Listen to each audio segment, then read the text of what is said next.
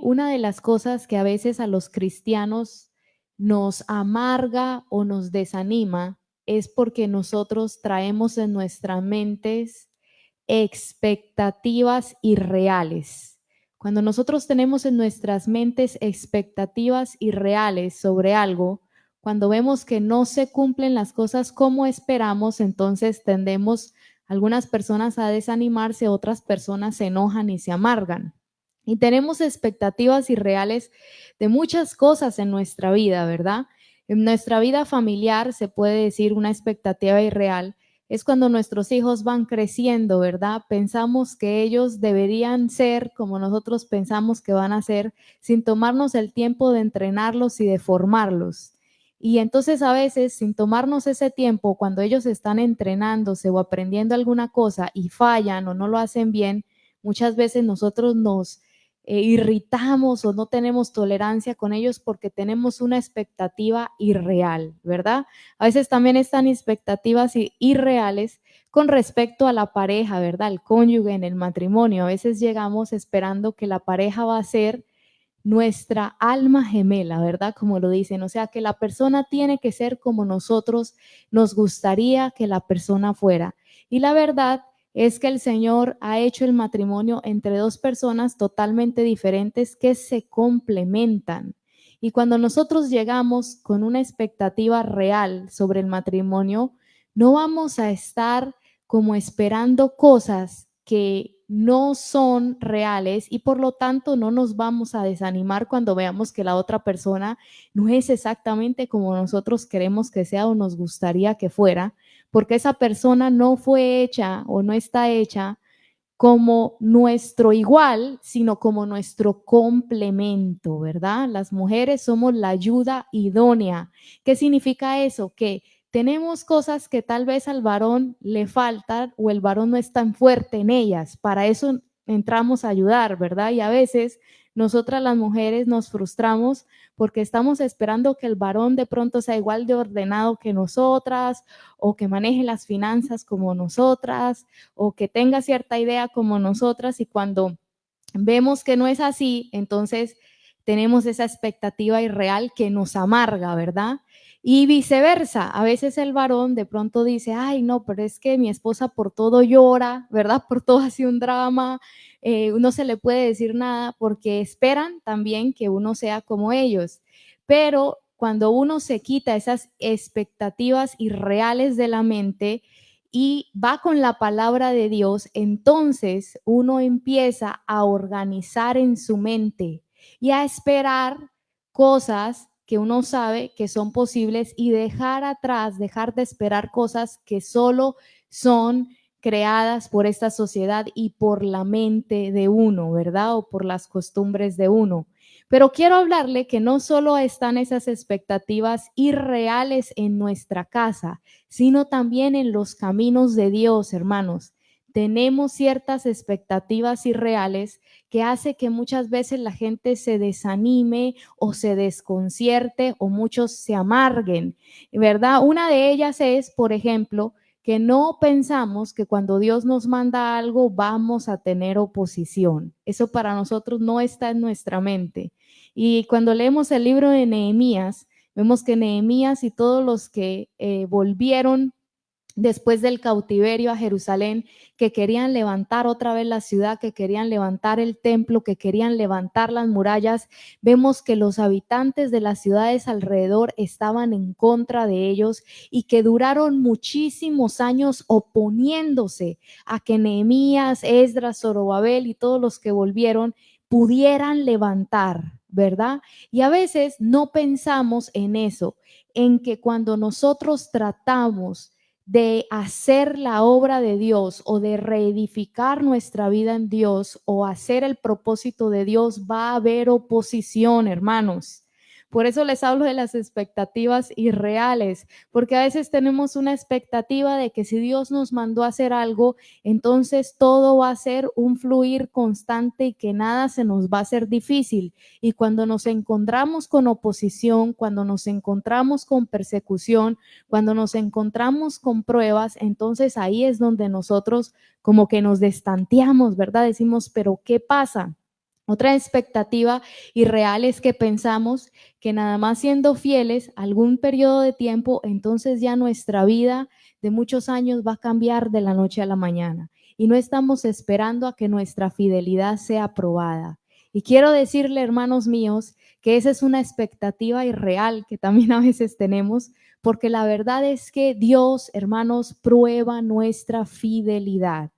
Él prueba nuestra fidelidad y en estos días yo le decía a una persona, ¿cómo Dios va a probar tu fidelidad si ya te ha dado lo que estás pidiendo o ya tienes tu vida totalmente resuelta? Obviamente la fidelidad se prueba cuando uno ve que Dios no le va a dar de pronto lo que uno pide y uno así decide seguir a Dios. Como por ejemplo, usted se acuerdan los jóvenes hebreos, ¿verdad? Los amigos de Daniel, Sadrach, Mesac y Abednego. Ellos, cuando el rey Nabucodonosor les dice que tienen que arrodillarse a adorar a esa estatua cuando sonara la música, ellos dijeron, no, no lo vamos a hacer. Entonces el rey les dice, si no lo hacen, los vamos a lanzar al horno de fuego, ¿verdad? La prueba, hermanos, es simbolizada en el libro de Pedro como el horno de fuego. Y entonces fíjese lo que dicen ellos. Primero el rey Nabucodonosor le dice, ¿y qué Dios podrá salvarles de mi mano? Y entonces ellos tres le responden, nuestro Dios puede hacerlo, pero aún si no lo hace, no vamos a adorar tu estatua. Entonces esa es la prueba de fidelidad, que usted permanece haciendo lo que usted sabe que Dios se agrada que usted haga, aunque usted lo vayan a tirar al horno y aunque sea posible que Dios no le conceda la vida que usted está esperando, sin un plan que Él tiene para usted. ¿Y sabe qué es lo maravilloso de Dios? Que Él, hermanos, recompensa la fidelidad.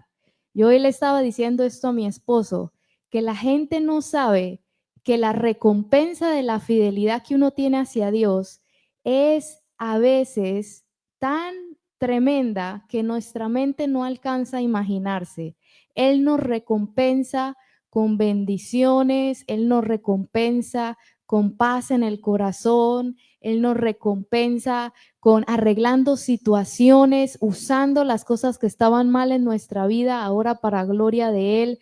Él nos recompensa transformando nuestra vida de manera tremenda y maravillosa. Cuando no teníamos un sentido de vida, Él entonces nos da un propósito por el cual vivir, nos da un plan de vida, nos da un diseño por el cual nosotros debemos regirnos para que entonces nos empiece a salir las cosas bien y entonces nos hace parte de su propósito en esta tierra.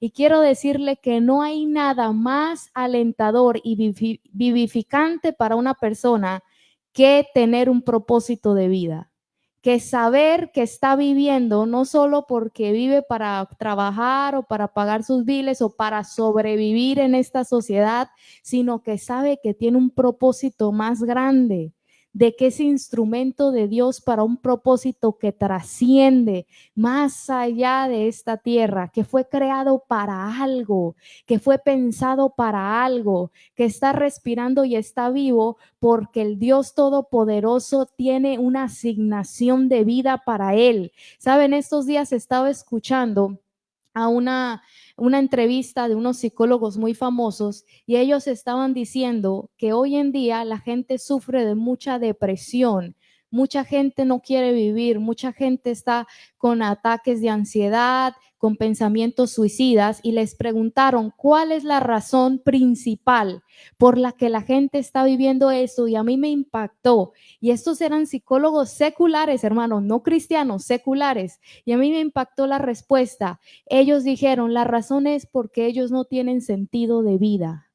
Entonces ellos estaban aconsejando a las personas y estaban diciendo, si usted quiere tener una vida donde usted se sienta animado cuando usted se levanta, donde usted sienta una pasión de vivir, donde usted esté enamorado de la vida, donde usted tenga un fuego, una pasión por algo, dicen ellos, tiene que buscar un sentido de vida, porque si usted no encuentra un sentido de vida, estaban diciéndolo a los que estaban escuchando esto, usted va a empezar a deprimirse. Y sabe, eso pasa muchas veces, y estaban ellos también comentando esto con las personas que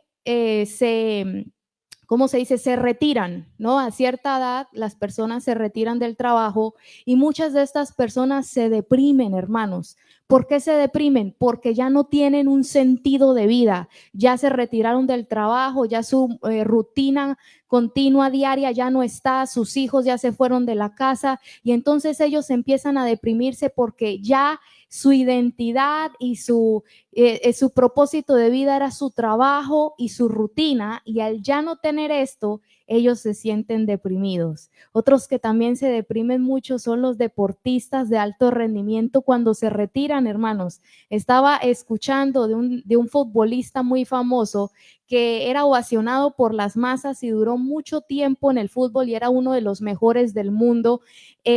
Jugó partidos en los mejores equipos del mundo, en los estadios más grandes del mundo, sus camisetas se vendían más que las camisetas de todo el mundo y él estaba contando que uno de los momentos más difíciles en su vida fue cuando se tuvo que retirar, cuando llegó la edad del retiro, porque dice que él había encontrado su propósito de vida en ese deporte, en el fútbol, y cuando lo tuvo que dejar, dice que él ya no sentía que servía para nada, que nada valía la pena.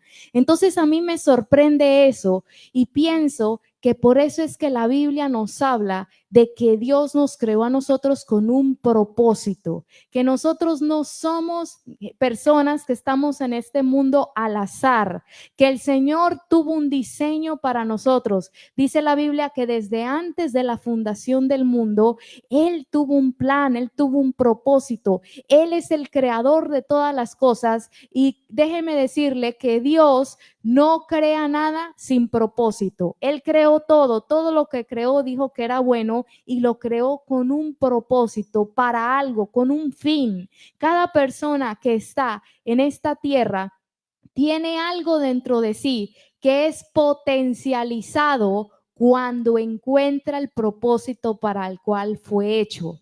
¿Sí? ¿Cómo así? Porque sí, porque usted sabe que muchas personas a veces tienen cosas adentro y no saben que las tienen ahí. ¿Por qué? Porque no se ha potencializado eso que está dentro. Tal vez nunca han tenido la oportunidad de darse cuenta que Dios les ha dado cosas que están ahí. Tal vez tú tienes una fuerza, una valentía, un valor que está dentro de ti que tú no sabes que tienes. Tal vez tú tienes una capacidad o se te hace fácil ciertas cosas y tú no lo sabes porque nunca te has enfrentado a la necesidad de tener que usarlo. Y por eso es que le digo que a veces en medio de la prueba, a veces en medio de la lucha, el Señor no solo lo usa para ver si vamos a ser fieles o no, sino para sacar lo que Él ya puso dentro de nosotros y para que nosotros mismos veamos que con Él nosotros podemos hacer cosas que con nuestra propia fuerza, nuestras propias circunstancias y con nuestro propio intelecto jamás podríamos hacer. Que nosotros, hermanos míos, somos personas creadas para evitar con Él, para estar con Él, y que Él ha puesto en nosotros la capacidad de hacer cosas que cuando viene su poder sobre nosotros, esto se potencializa y entonces nosotros entramos a ser un instrumento en sus manos para hacer cosas poderosas en esta tierra que jamás imaginamos que podíamos hacer, y eso es lo que nos empieza a dar un propósito de vida. A veces le preguntan a las personas, a ver, ¿tú te emocionas cuando te levantas todos los días? ¿Sientes ánimo por la vida? ¿Sientes que tu vida es una vida interesante, una vida que tú quieres vivir? ¿O eres de esas personas que siempre estás viendo tu vida como ya quiero que se acabe este día? ¿Cuándo será que nos vamos a ir? ¿Cuándo será que Jesús va a venir por su iglesia? ¿Cuándo será que van a pasar esto, que va a pasar todo esto? Y no sé, estamos esperando como que un día vamos a entrar en un sueño y luego nos vamos a levantar en algo diferente. Muchas personas, peor, ya ni siquiera quieren estar en esta tierra, ya quieren irse y estamos muchas veces en un modo de sobrevivir nada más. Pero sabe, el Señor nos da a nosotros ese propósito de vida para que nosotros emprendamos una aventura con Dios, en aquello que Él nos ha puesto desde antes de que nosotros siquiera fuéramos formados en el vientre de nuestra madre como propósito para estar aquí en la tierra.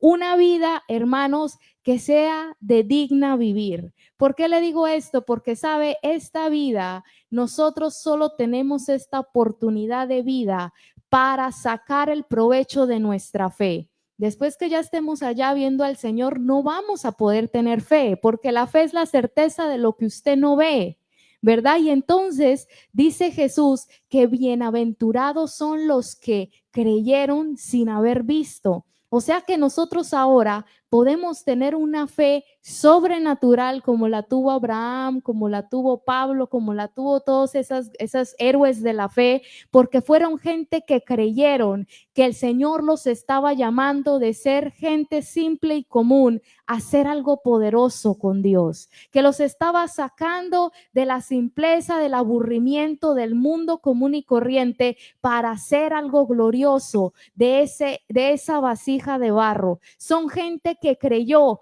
que en Dios podía hacer proezas, que con Dios podía desbaratar ejércitos, que con Dios podía restaurar ruinas antiguas, que con Dios podía ir y ser de bendición para otras personas, que con Dios podía deshacer las obras del diablo, sacar las tinieblas y que la luz de Jesús entrara a un hogar, que los matrimonios fueran restaurados, que la gente enferma fuera sanada, que la gente que estaba en opresión, que estaba en esclavitud, pudiera escuchar las buenas nuevas de que había una salvación para nuestras almas, que podían ir y salvar a los que más pudieran, arrebatándolos del fuego, dice la Biblia. Son gente que creyeron que había un propósito más allá de nada más trabajar todos los días para pagar el bill de la casa, el bill de la escuela de los niños, el bill del carro, irme a dormir, estar con mi esposo desayunando, almorzando, comiendo, cambiando pañales, lavando la loza, yendo a trabajar, limpiando todos los días. Son gente que creyó en lo que trasciende, en que esto que está aquí, hermanos, es para aquellos que están muertos y que hay una vida para aquellos que creen en Cristo Jesús, en que hay una vida. Sabe, a veces la gente dice, y esto yo se lo digo a los jóvenes, las pocas veces que me ha tocado predicarle a los jóvenes, pero ya me han invitado a predicarle a jóvenes anteriormente en otras iglesias, yo siempre le digo esto a los jóvenes, le digo, sabe, hay gente que dice que los cristianos somos aburridos, pero yo siempre le digo a ellos, los que son aburridos son los que andan en el mundo. Le digo, porque nada más su única diversión es estar bailando, tomando, dándole a sus pasiones. Yo le dije, pero los cristianos vemos cosas sobrenaturales, hablamos con el Dios de toda la tierra, vemos ángeles, vemos potestades, libertamos gente que está en cautiverio. Nosotros somos guerreros de fe, que peleamos con serpientes, con escorpiones, somos gente que tenemos un propósito de vida. Y esos jóvenes nada más me quedan viendo así, y yo les digo, es verdad, los que nosotros vemos visiones de Dios, hermanos. Hay hermanas que me han contado cosas tremendas, que han ido al cielo y me han contado cosas tremendas. Mi esposo también ha tenido ese tipo de visiones, y de verdad que yo digo, cómo el diablo es mentiroso y le hace pensar a la gente que ser cristiano es aburrido. Y yo digo, es aburrido aquel que solo espera en este mundo. Y por eso es que Pablo dijo que si Cristo no hubiera resucitado de los muertos, nosotros seríamos las personas más dignas de conmiseración, o sea, las más dignas de pesar. Ay, pobrecitos. Pero dice, pero como Cristo murió y resucitó de entre los muertos, nosotros tenemos una esperanza de vida. Ese poder que levantó a Cristo de los muertos habita en ti, que tienes a Jesús. Imagínese, el Dios todopoderoso en su Espíritu Santo habita en ese templo que eres tú. Aquel que levantó ese poder, imagínese, que levantó a Cristo entre los muertos, está dentro de nosotros. Por eso aquel que vive una vida cristiana aburrida o una vida teniendo a Cristo aburrido es porque no está vivo.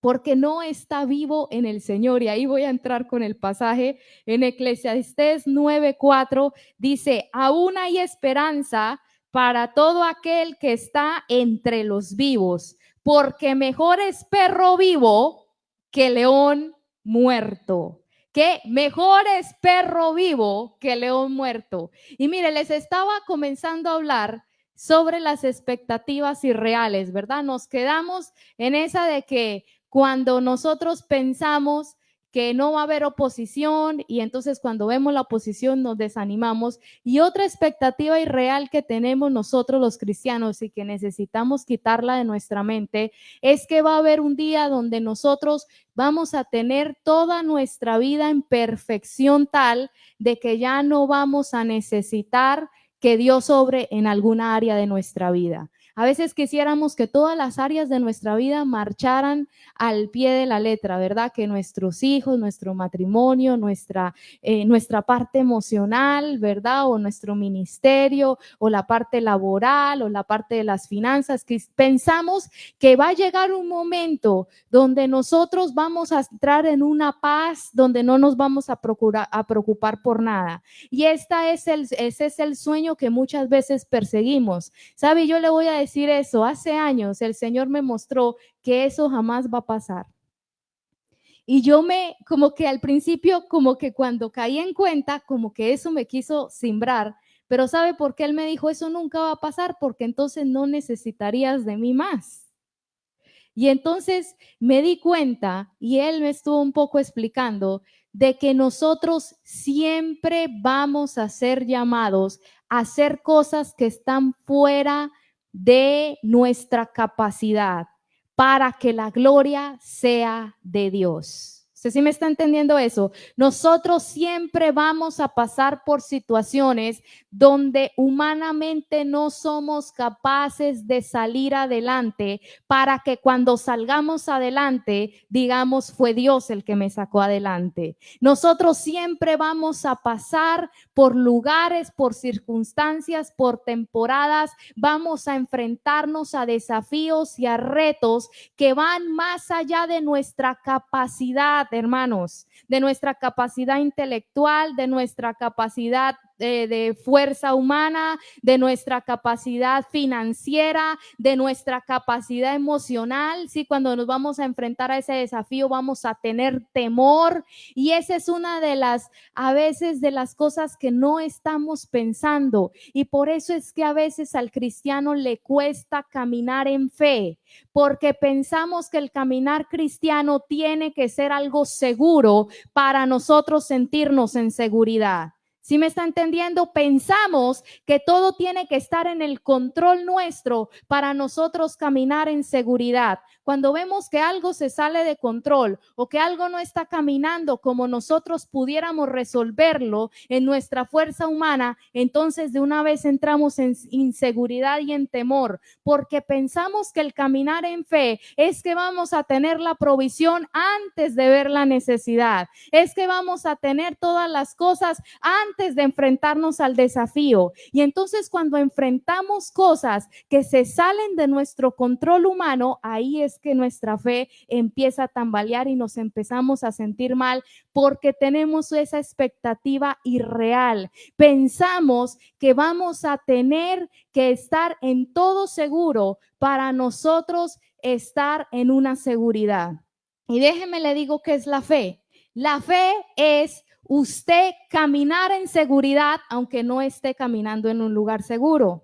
Es usted andando en el valle de sombra de muerte, pero diciendo como el salmista, no temeré mal alguno porque tú estarás conmigo. Eso es lo que es la fe. Un Abraham que no sabe a dónde va a salir, que no sabe a dónde se va a ir, que no sabe cómo se va a alimentar, dónde va a vivir, dónde se va a sostener, pero estaba, aunque iba caminando a un lugar inseguro, él por fe iba seguro, sabiendo que Dios iba a proveerle. Entonces eso es lo que pasa con nosotros los cristianos. A veces nosotros estamos esperando ser un león, ahí lo que acabamos de leer, ser un león y que todo esté que todos nos teman, ¿verdad? Tener la gloria de un león. Nosotros que todo nos vaya bien, mejor dicho, que la gente nos vea y nos ame, ¿verdad? Que no tengamos ninguna oposición, mejor dicho, que las finanzas, ¿cuánto necesitas? 200, mira, te doy 400 y ni te preocupes, porque ya está en tu cartera, ¿verdad? Eso es lo que nosotros estamos esperando, esa expectativa irreal. Pero déjeme le digo qué es la fe, hermano. La fe es usted no tener nada y saber que Dios de alguna manera se va a hacer de los medios para multiplicarle lo que usted tiene. Y si no tiene nada, para darle lo que usted necesita. Ese es el camino de fe. Y por eso es que este pasaje me gustó, porque dice, es mejor perro vivo que león muerto. ¿Qué quiere decir eso? Que un león, aunque tenga todas las capacidades para ser un animal glorioso, un animal admirable, un animal que no cualquiera se mete con él para pelear, un animal fuerte, un animal que es el rey de la selva, pero dice que si está muerto espiritualmente no sirve para nada, hermanos. Aquí, ¿cómo se dice? Este dicho de Eclesiastés me hizo pensar en esta parte de ese pasaje, de que aunque ese animal tiene todo eso, aunque está muerto, cuando está muerto no sirve para nada. Pero aquel perro, ¿verdad?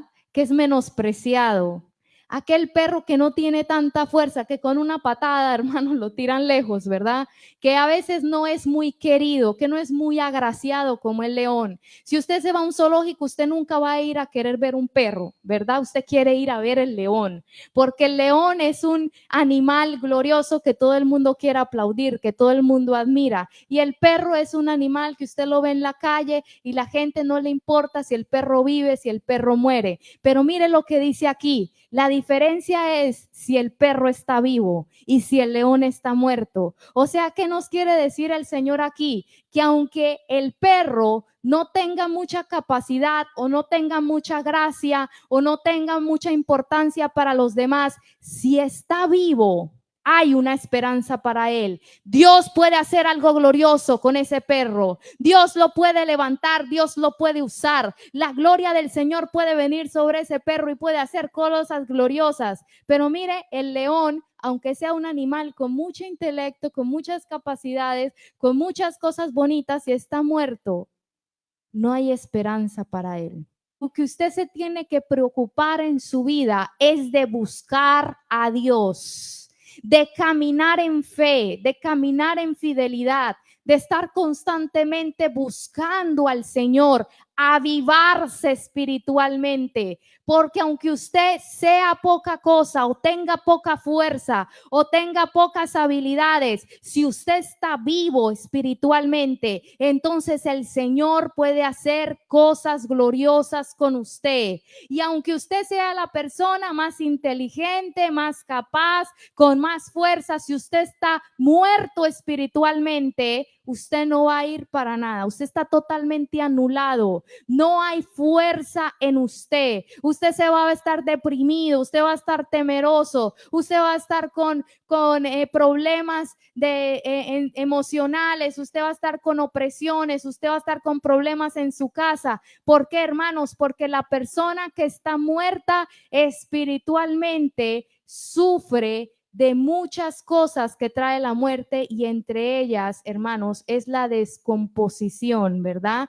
Entre cuando uno está muerto, cada vez las cosas se van secando más, cada vez se va haciendo las cosas peores. Y quiero leerle un pasaje que está en Romanos 8:5. Si usted me puede acompañar para leerlo, está bien. Dice en Romanos 8:5, dice así: porque los que son de la carne piensan en las cosas de la carne, pero los que son del espíritu en las cosas del espíritu, porque el ocuparse de la carne es que muerte, pero el ocuparse del espíritu es que vida y paz. Por cuanto los designios de la carne son enemistad contra Dios, porque no se sujetan a la ley de Dios ni tampoco pueden. Y los que viven según la carne no pueden agradar a Dios. Mire, aquí está hablando de lo mismo, dos tipos de vida. dos tipos de personas: aquellos que viven para la carne, que se ocupan de la carne, y dicen aquí que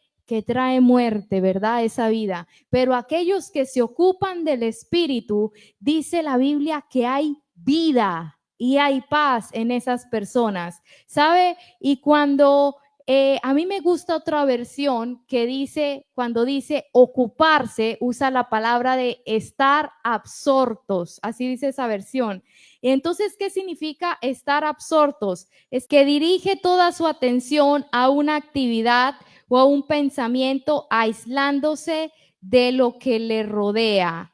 Y en la versión que leímos dice ocuparse, que significa que a lo que usted le dedica su tiempo, a lo que usted invierte su tiempo en. Entonces, mire, para hacerle todo fácil, ¿verdad? Este pasaje lo que quiere decir aquí es que lo que usted alimenta, eso es lo que le va a traer vida a usted. Y lo que usted alimenta, eso es lo que le va a traer muerte a usted. Entonces dice que cuando usted se ocupa de las cosas del Espíritu, eso le trae vida y paz. Pero que cuando usted se ocupa en sus deseos personales, cuando usted se ocupa en su propia vida, que está dominada por la naturaleza humana y que su único deseo es el yo y que la única ley que tiene son esas pasiones, esos propios deseos, esa agenda que usted quiere hacer, eso que usted nada más quiere disfrutar.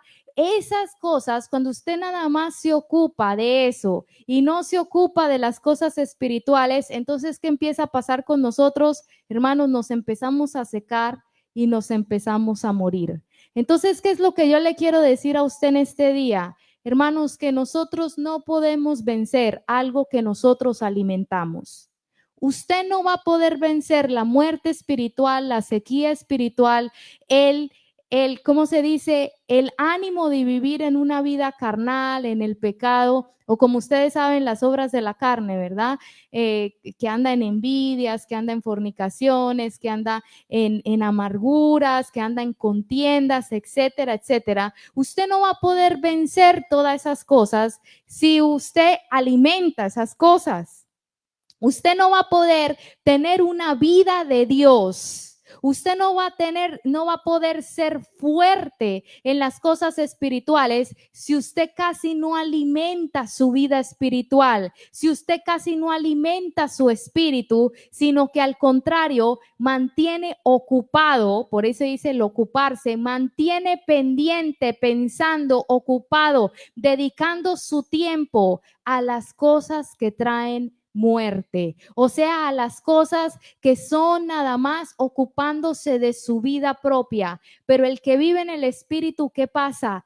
Vive para Cristo, vive por Cristo, le interesan los planes de Cristo, el propósito de Cristo. Y sabe, la persona que vive para eso, hermanos, entonces se empieza a adquirir una vida del Espíritu. ¿Y qué pasa cuando hay vida del Espíritu? Mire, paulatinamente, progresivamente, esa vida empieza a desbordar la manifestación de Dios. El poder de Dios empieza a operar en esa vida. El poder de Dios empieza a traer paz en esa vida. Empieza a traer amor, empieza a traer benignidad, empieza a traer paciencia. Usted sabe qué es la paciencia. Confianza en los tiempos de Dios, confianza en que Dios está haciendo todo en el tiempo perfecto, que el tiempo que usted está viviendo ahora, Dios está en control y Él no le va a dejar, Él no le va a abandonar. Todo eso empieza a fluir, la fe, la esperanza, la pasión por la vida, una vida con propósito, empieza a fluir. ¿De qué? De una vida que es controlada por el Espíritu. Pero para eso, hermanos, para tener una vida así, nosotros decidimos. Por eso es que nos dicen, el que se ocupa de la carne es una decisión, hermanos, en qué usted invierte su tiempo. Usted va a cosechar lo mismo que usted está sembrando. Vea, la ley de la siembra y la cosecha, aunque no le pongamos mucha atención, es una ley universal. lo que usted va a sembrar, usted lo va a cosechar. Usted ahorita, en este momento, y yo, estamos cosechando lo que sembramos años atrás. Aunque a nosotros nos gusta culpar a todo el mundo, ¿verdad? Esa es como la naturaleza de los humanos. Culpamos, no, es que fue mi esposo, es que fue mi hijo, es que fue mi vecino, pero la verdad que ahorita estamos todos cosechando lo que nosotros ya sembramos. Y por eso yo le digo a la gente, hay que tener cuidado con lo que nosotros sembramos, porque no vamos a sembrar tomates y vamos luego a cosechar uvas. Eso no es así. No vamos a sembrar horas y horas de ociosidad y pensar que vamos a tener luego una vida donde vamos a tener éxito de emprendiendo un negocio. No sé si usted me está comprendiendo. No vamos a esperar estar sembrando horas y horas metidos en las redes sociales y pensar que después Dios nos va a usar con poder y con autoridad y que cuando nosotros oremos, entonces el cielo se va a abrir y las cosas se van a empezar a dar. Hermanos, no es así. La ley de la siembra y de la cosecha es que todo lo que usted siembra, eso es lo que usted va a ver en su vida.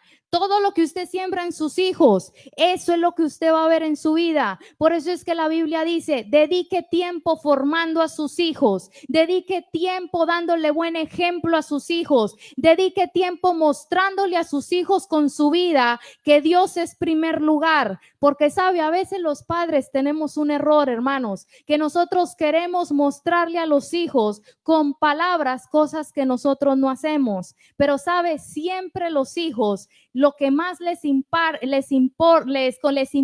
más bien dicho, es lo que nosotros hacemos. Eso es lo que a ellos más les impacta. Siempre contamos de esto, de un maestro que tuvimos en la Universidad Cristiana que decía, para mí nunca ha sido difícil orar.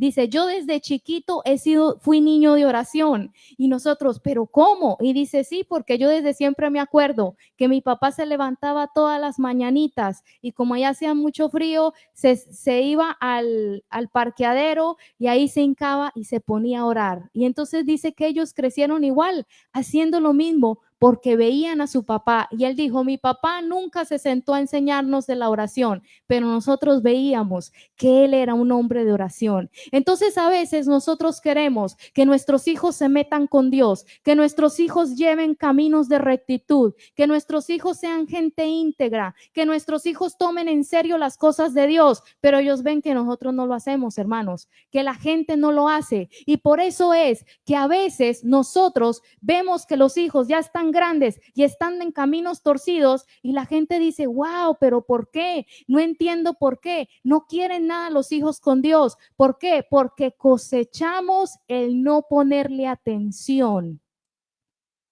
el no darle una importancia a los caminos de Dios, el no darle una importancia a hacer las cosas como Dios nos decía que la hiciéramos. ¿Y sabe qué pasa con la ley de la siembra y de la cosecha? Que siempre el tiempo de la siembra es un tiempo duro, es un tiempo difícil. ¿Por qué? Porque requiere firmeza y fidelidad, requiere constancia, requiere que usted esté haciendo lo correcto, aunque usted no está viendo el fruto de eso, pero usted tiene una fe y esta fe le dice que un día usted va a disfrutar de esas buenas decisiones que ha tomado, que un día usted va a disfrutar de todas esas oraciones que usted ha levantado al cielo, que un día usted va a ver todo ese esfuerzo que usted ha hecho en Dios, que un día esa vida recta que usted va a llevar, eso va a hacer que a usted se le derrame bendición, porque el Señor la ha hallado fiel,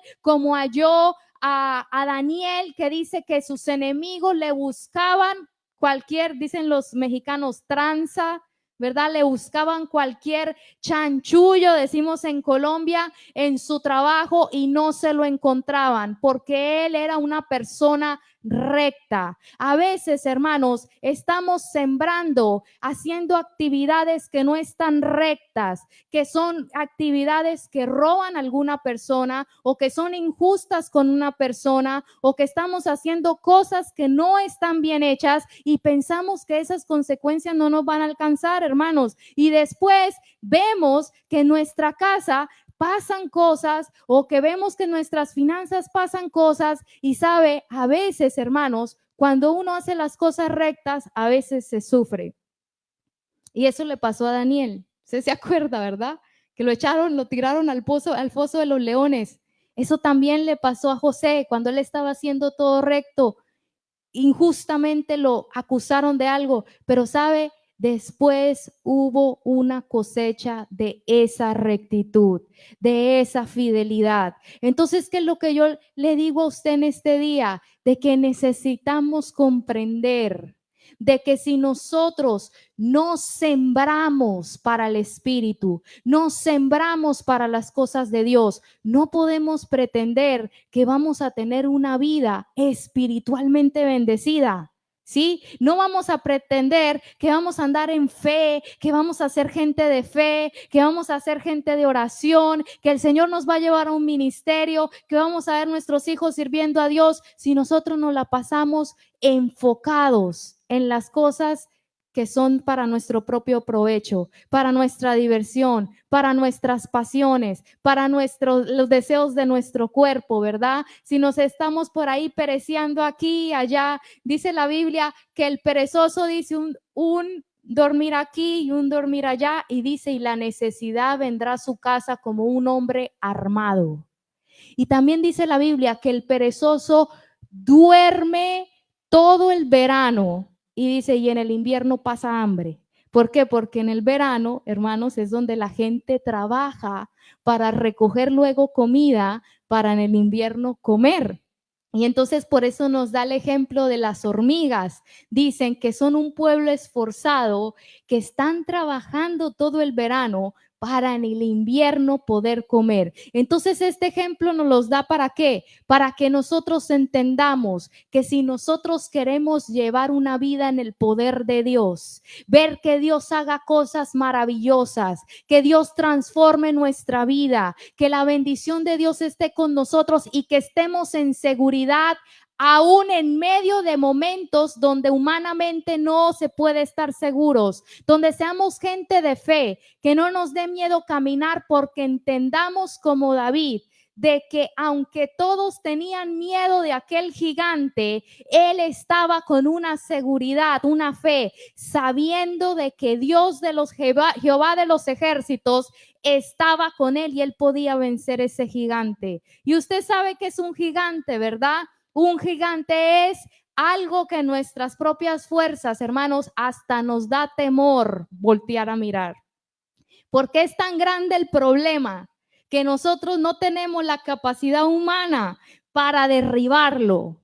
Y mire lo que estaba pasando con David. Llega al lugar y ve a todo el ejército de Israel temblando de miedo al ver a aquel gigante. Y muchas veces así pasa en esta vida o así pasa en la iglesia. La gente le tiene temor a muchas cosas. La gente le tiene temor a la soledad. La gente le tiene temor a dejar un trabajo para dedicarse a Dios. La gente le tiene temor a hacer lo correcto. La gente le tiene temor a que si viene una enfermedad. La gente le tiene temor a que si se queda sin recursos económicos. La gente le tiene temor al futuro. Pero sabe, nosotros los que sembramos en Dios, vamos a tener la fe que tuvo David. Una fe que él sabía que ese gigante era grande y ahí hasta da sus medidas, ¿verdad? Para decir lo monstruoso y lo miedoso que era siquiera verlo, pero aunque todos tenían miedo, él tenía una fe tan fuerte.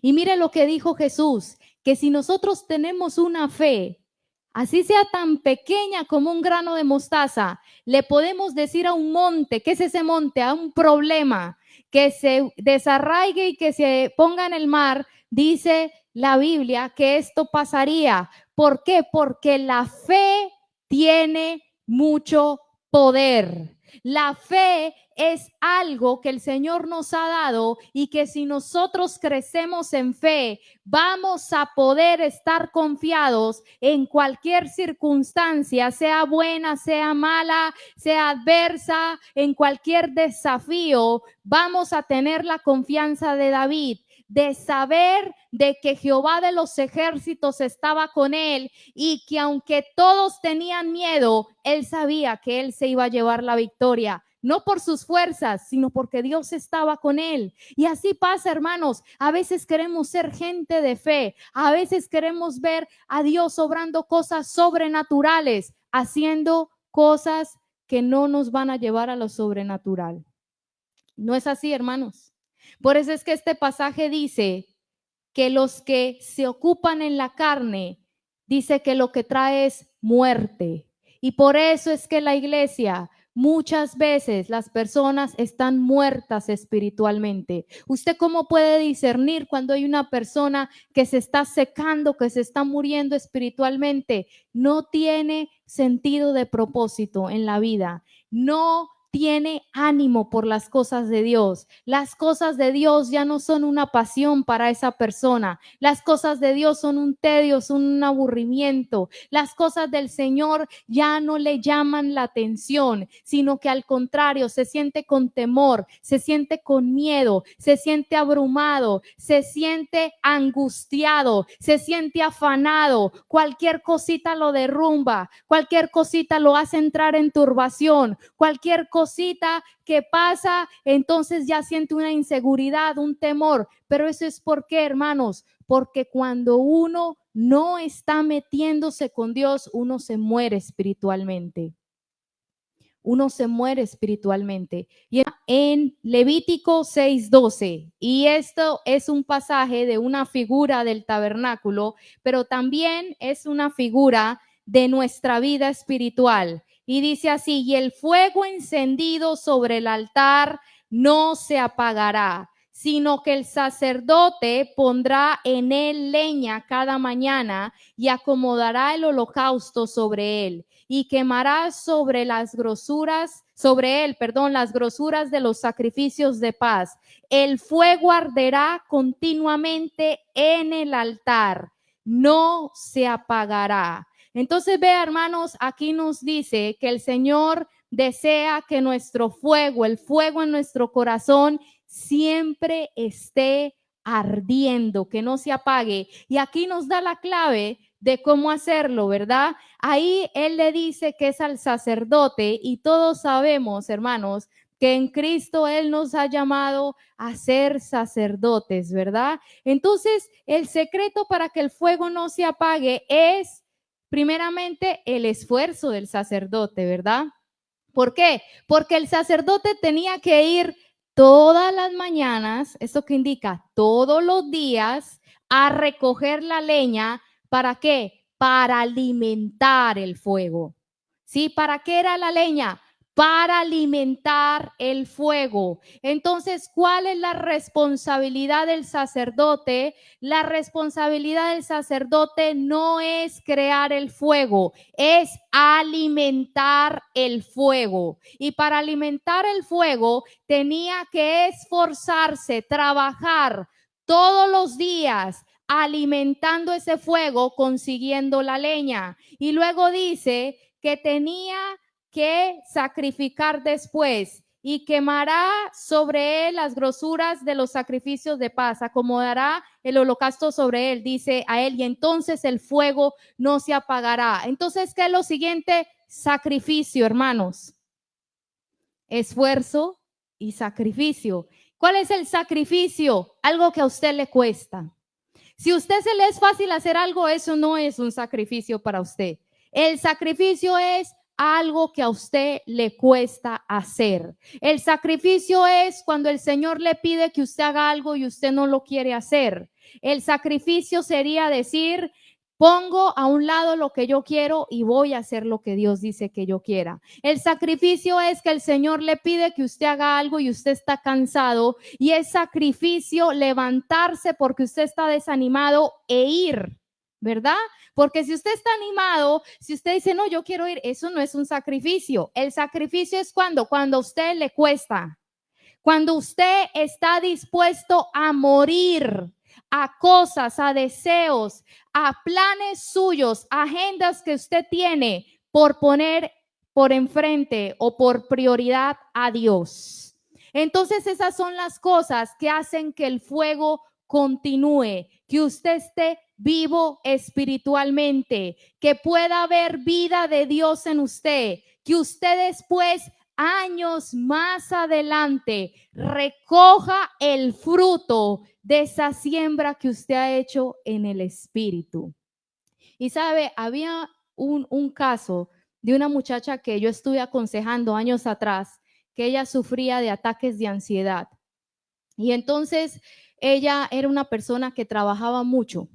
Ella trabajaba mucho, trabajaba de sol a sol, no tenía tiempo para orar, no tenía tiempo para ir a la iglesia, no tenía tiempo para nada, pero entonces la estaban ya prácticamente aprobando para que estuviera en disability, en deshabilidad, porque ya en su trabajo le dijeron que ya no podía estar porque su problema de ataques de ansiedad empezaron a ser tan fuertes que en el trabajo le empezaron a dar los ataques de ansiedad y la tenían que llevar a las emergencias. O sea, la cosa fue tan grave que la mandaron con un psiquiatra, con un psicólogo, la internaron en un hospital psiquiátrico y lo único que la mantenían era dormida, y ella no sabía cómo superar eso. Entonces yo le dije, mira, la única solución que hay es que tú te metas con Dios. No, pero es que yo no tengo tiempo, es que yo tengo que trabajar. Hermanos, y usted no sabe cómo es eso de común. Mi matrimonio se está yendo abajo. Mis hijos están en rebeldía. Ay, ¿por qué no te metes con Dios? No, es que yo no tengo tiempo. Yo tengo que trabajar. Estoy en mucho temor, en mucha angustia. No puedo ni dormir. Estoy con insomnio. ¿Por qué no te metes con Dios? Ponte a orar. No, es que yo no tengo tiempo. Yo tengo que trabajar, dice la gente. Entonces yo a esta muchacha le dije, porque su situación cada vez era peor, hermanos, al punto que la muchacha ya no dormía. Entonces, como ya no dormía, se empezó a enfermar también de su cuerpo. No hacía sino parar en el hospital. No hacía, esa mujer se empezó a desboronar. Y entonces yo le dije esto, y esto es lo que quiero compartir ya para terminar. Le dije, mira, yo entiendo que tú quieres trabajar. Y yo entiendo que tú quieres estar con tus amigas y yo entiendo que tú quieres llevar una vida haciendo lo que tú quieras y no quieres esforzarte por buscar a Dios.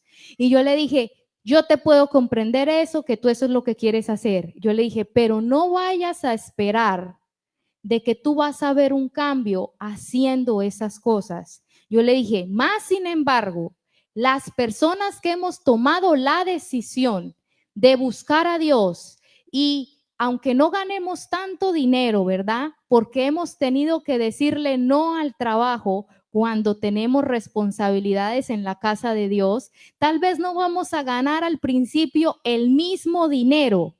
Le dije yo, tal vez no vamos a estar haciendo cosas que quisiéramos estar haciendo, sino que poco a poco vamos enderezando nuestra vida para seguir obedeciendo cada vez más a Dios. Yo le dije, y aunque al principio de pronto eso cause un sufrimiento, de pronto eso cause un temor, de pronto eso cause dejar cosas que quisiéramos estar haciendo por poner a Dios en primer lugar. Yo le dije, pero más adelante, la vida de esa persona con tu vida se va a ver una diferencia en unos años. Le dije yo eso, aunque tú decidas haciendo lo que tú quieras, está bien, tú puedes hacerlo ahorita, pero esa otra persona que se está esforzando para buscar a Dios en unos años más adelante va a ver el fruto de su sacrificio, el fruto de su fidelidad a Dios, el fruto de su esfuerzo. Y déjame le digo yo algo a usted, cuando usted es fiel a Dios y usted busca a Dios y usted siembra en Dios, después usted va a hacer más dinero. Escúcheme porque yo se lo hablo de la experiencia. Usted va a hacer más dinero de los que están trabaje de día y de noche y que no buscan a Dios por ese trabajo. Es impresionante. Yo la otra vez estaba leyendo la historia de Pedro con el Señor Jesús, que dice la Biblia que les estaban cobrando el impuesto para los dos. Tenían que pagar los impuestos, ¿usted se acuerda? Y entonces le dice el Señor Jesús a Pedro, ve, tira la caña de pescar,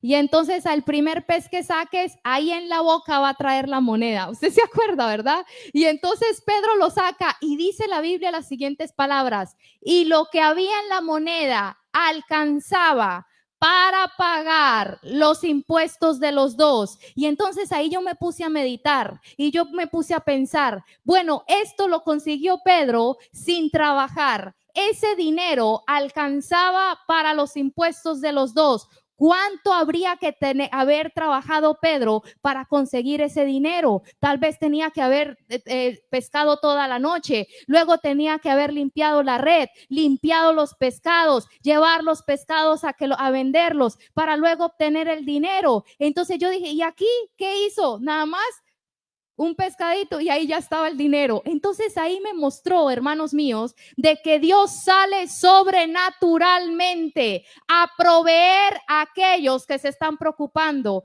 por los negocios de Jesús. Los que andan con Jesús tienen provisión. Los que andan con Jesús van a ver cosas sobrenaturales. Pero ¿qué tuvo que hacer Pedro, hermanos? Él tuvo que dejar su negocio y seguir a Jesús en fe. Él al principio, hermanos, no se veían las cosas tan buenas. Y eso es lo que yo le digo a la gente. Sí, al principio, cuando tú estás sembrando, cuando tú estás sacrificando, cuando tú estás yendo por la leña, parece que todo está difícil, parece que nada resulta, pero va a venir un día donde tú vas a recoger lo que has sembrado, ese fruto, esa cosecha de haber puesto a Dios en primer lugar. Tú vas a ganar, hermanos, le voy a decir esto, gente que trabaja de sol a sol, a veces lo que gana se le va en saco roto, más el que está pendiente de los negocios de su padre, dice la Biblia que aunque a veces es poco, el Señor se lo hace rendir y dice que lo hace hasta disfrutar de lo que gana. ¿Sabe? Los que trabajan de sol a sol a veces ni disfrutan, hermanos, porque llegan a la casa y son puras peleas. Lo llaman los hijos, son puros problemas. No pueden ni dormir de la angustia que tienen, de lo que tienen que cumplir en su trabajo. No tienen paz, no tienen seguridad. Y sabe, el que busca a Dios, el Señor le va dando cada vez más con paz. Esa bendición viene con paz, viene con alegría, viene con disfrute. Entonces, por eso, hermanos míos, nosotros tenemos que entender que lo que tenemos que más hacer es buscar estar vivos espiritualmente. Y para eso tenemos que sacrificar, buscar a Dios, poner a Dios en primer lugar. Amén. Del aplauso.